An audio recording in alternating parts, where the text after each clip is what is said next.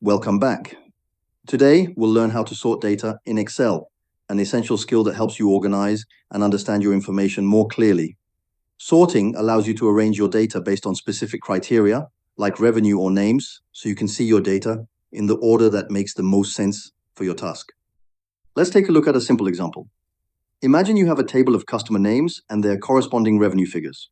Your goal is to sort the data so the customers with the lowest revenue appear at the top and those with the highest revenue appear at the bottom. The first step is to select all the data that you want to sort. Be sure to include the headers.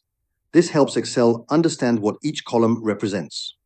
Once your data is selected, go to the Data tab in the ribbon and click Filter. This will add small arrows to your column headers. Now find the revenue column in your table and click the arrow in that column's header. You'll see sorting options like Sort Smallest to Largest or Sort Largest to Smallest.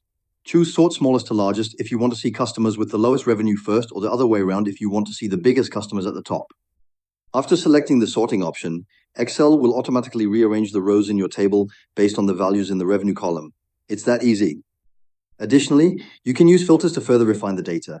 Maybe you only want to see certain customers based on a region or another column's value. Excel's sorting and filtering features work hand in hand, making it simple to organize complex data sets. For a clearer visual presentation, you can also highlight the sorted column or adjust the formatting by changing colors or fonts.